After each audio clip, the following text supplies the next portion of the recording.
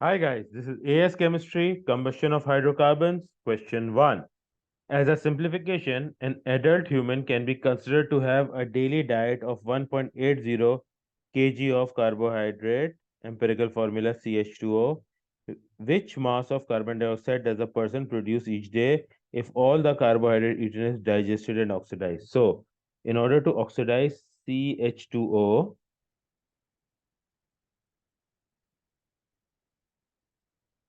we need to react it with oxygen, which would produce carbon dioxide and water. So here we have one carbon atom producing 1 mole of CO2 and one hydrogen molecule producing 1 mole of H2O. So the number of oxygen atoms are already balanced. So now the next thing we need to do is calculate the MR of CH2O. That would be 12 plus 2 plus 16, giving us a value of 30 for the MR of the carbohydrate. Now, the mass of carbohydrate mentioned is 1.80 kg. So, mass is 1.80, MR is 30. Moles would be mass upon MR, which would be 1.80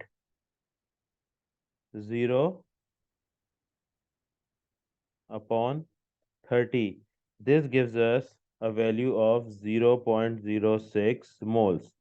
According to the molar ratio, 1 mole of CH2O produces 1 mole of CO2. Therefore, 0.06 moles of CH2O would produce 0.06 moles of carbon dioxide. Therefore, mass of carbon dioxide would be equal to moles into MR.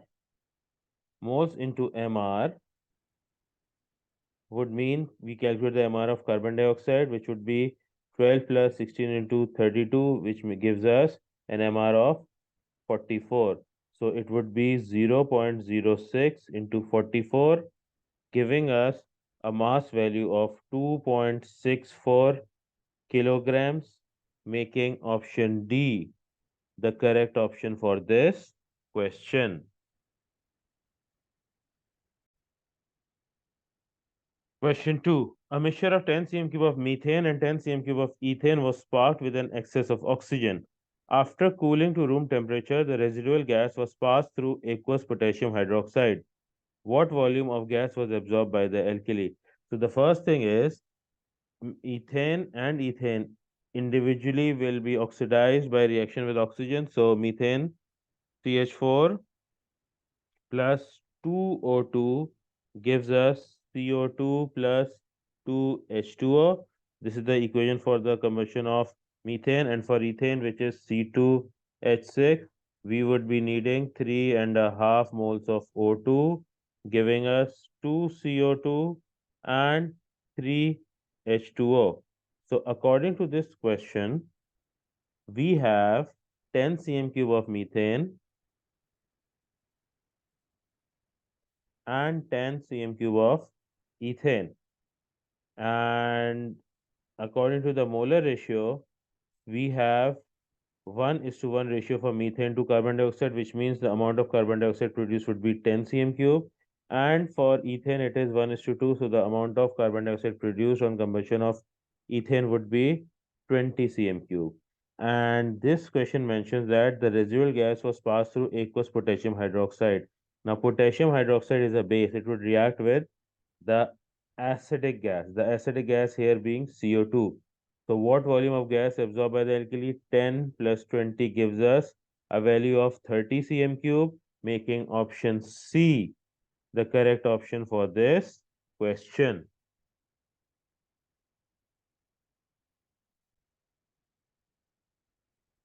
Question 3. The complete combustion of alkanes to produce carbon dioxide and water is an important exothermic reaction. Which line on the graph shows the relationship between the number of carbon atoms in the alkane and the number of moles of oxygen gas needed for complete combustion of the alkane? So if the formula of the alkane is CXHY, then the amount of oxygen required would be X plus y upon 4 O2. So based on these formulae, we have CH4 requiring 2 moles of O2. We've got C2H6 requiring 3.5 moles of O2. We've got C3H8 requiring 5 moles of O2, and we've got C4H10 requiring 6.5 moles of O2. So as we can see, this is an increase in the amount of oxygen required, which should be represented with an increasing straight line. So here in our options, we can see that A and C have straight lines which curve. So A and C are not the option. D is a linear line parallel to the x-axis, which means the moles of oxygen required would remain the same, which is not the case. So this leaves us with the correct option that has a straight line with a positive gradient, which is directly increasing without any curving at any portion of the line. So this makes option B the correct option for this question.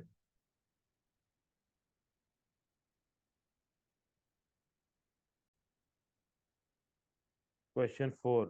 A sample of the hydrocarbon C6H12 is completely burnt in dry oxygen and the product gases are collected as shown.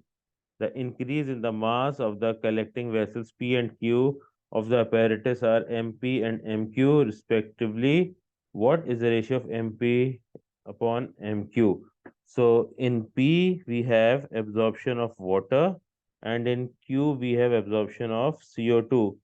So mass of water upon mass of CO2. So the first thing we need to do is write the combustion equation for C6H12, which is equal to C6H12 plus 9O2, giving us 6 CO2 plus 6 H2O. So MP upon MQ would be 6 into MR of water, which is 18, upon 6 into the MR of carbon dioxide, which is 44. This gives us a ratio value of 0.41, making option A the correct option for this question.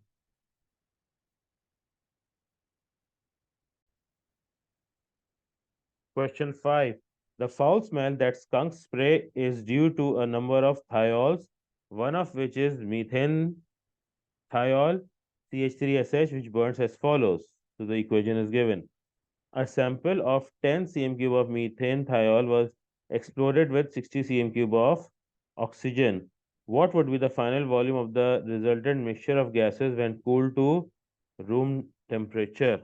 So we've got 10 cm cube of methane thiol. According to the molar ratio, the amount of oxygen needed for the reaction with 10 cm cube of methane thiol is 30 because the ratio is 1 is to 3, producing 10 cm cube of carbon dioxide, 10 cm cube of sulfur dioxide, and 20 cm cube of water.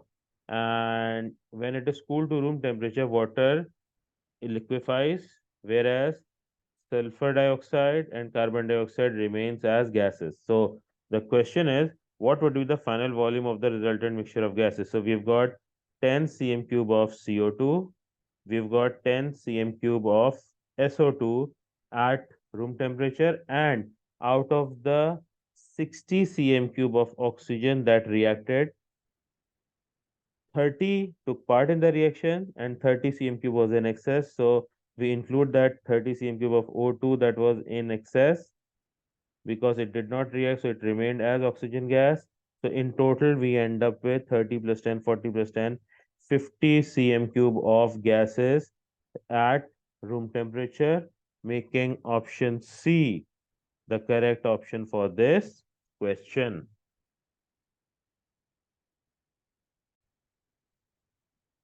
Question 6. A pure hydrocarbon is used in bottled gas for cooking and heating. When 10 cm cube of the hydrocarbon is burnt in 70 cm cube of oxygen, which is in excess, the final gaseous mixture contains 30 cm cube of carbon dioxide and 20 cm cube of unreacted oxygen. All gas volumes were measured under identical conditions. What is the formula of the hydrocarbon? So the general formula of the hydrocarbon is CXHY, and the general combustion equation for this hydrocarbon would be CXHY plus X plus Y upon 4 O2, giving us X CO2 and Y upon 2 H2O. So they have stated that we've got 10 cm cube of CXHY and 70 cm cube oxygen, which is in excess.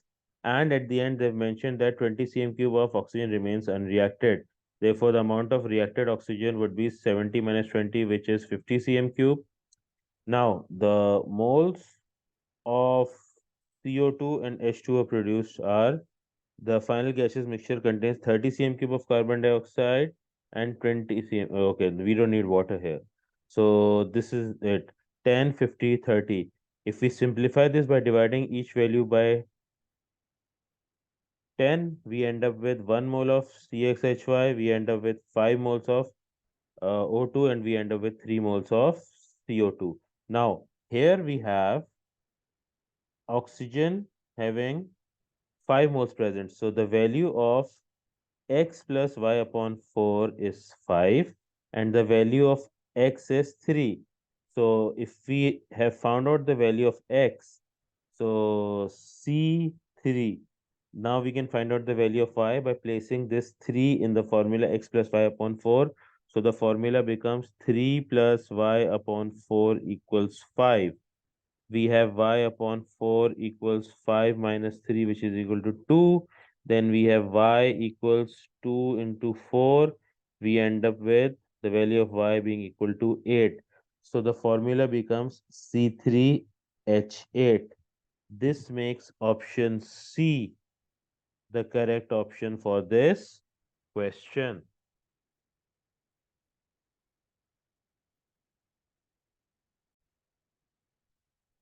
Question 7. The petrol additive tetraethyl lead PbC2H5 4 times is now banned in many countries. When it is completely burnt in air, lead 2 oxide, CO2 and H2O are formed. How many moles of oxygen are required to burn 1 mole of PbC2H54 or tetraethyl lead? So PbC2H5 4 times plus O2 produces PbO plus CO2 plus H2O. So counting the number of carbon, we've got 4 to the 8 carbon atoms, making moles of CO2 8. And for hydrogen, we've got 5 for the 20 hydrogen atoms present on the reactant side. So the moles of water would be 10 because 10 times 2 is 20. So this gives us a total of oxygen equal to 10 atoms here, a to the 16 atoms here, and 1 here. So 10 plus 16 is 26 plus 1 is 27 atoms. So in order to balance this equation, we place the molar ratio of oxygen as 27 upon 2 because we need 27 atoms and here O2 is a molecule. So 27 upon 2 gives us 27 atoms. So 27 upon 2 is the same as 13 and a half moles of oxygen, making option C the correct option for this question.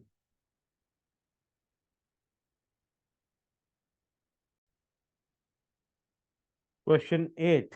Samples of 10 cm cube of each of the first four members of the alkane series are separately mixed with 70 cm cube of oxygen.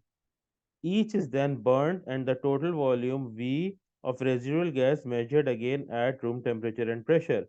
Which graph represents the result that would be obtained? So, when CH4 burns in oxygen, the moles of oxygen needed are 2 moles. So, CH4 plus 2O2 gives CO2 plus 2H2O.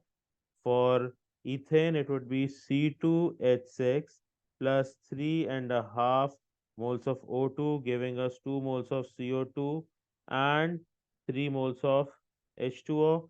For C3H8, we would be needing 5 moles of O2, giving us 3 moles of CO2 and 4 moles of H2O.